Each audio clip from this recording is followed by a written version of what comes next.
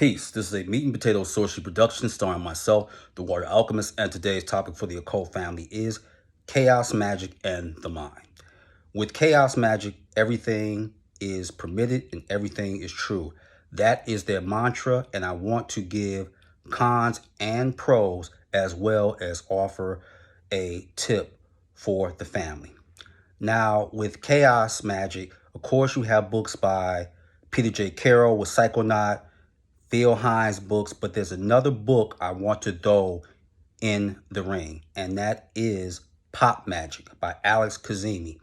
And there's a particular article that I like that's written by Grant Morrison, the comic writer who I have talked about on a few occasions. And he said the key to succeeding is tell yourself that you're a magician and practice magic every day. Also, fake it until you make it. You have to create something in your mind and then it will eventually come to fruition. This is something I wholeheartedly agree with. I will take it one step further with Alan Moore, another comic writer who is his rival. And I'm saying this about him to dismiss some things with older occultists who started practicing magic at a later age. Alan Moore said in the interview, instead of having a midlife crisis at the age of 40, I decided to unveil to everyone that I am a magician. And they said the only thing with that is when you say that you are a magician constantly without exactly understanding what that entails, that is exactly what you are. So I like when people are older and they practice magic as opposed to younger. Here's why. Because when you're older, you're more humble if you're smart.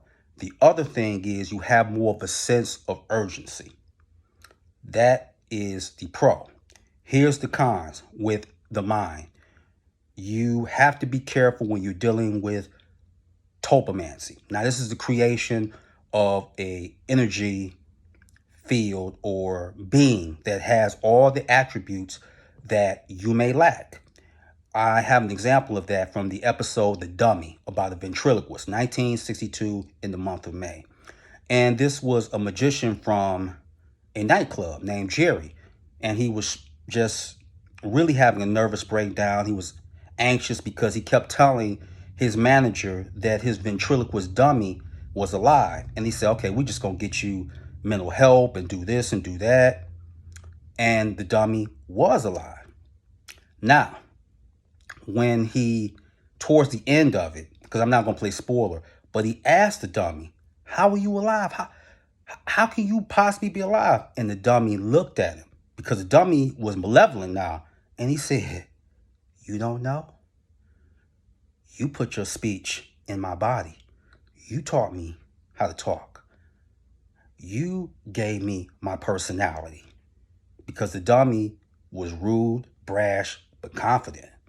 And he said, you made me alive.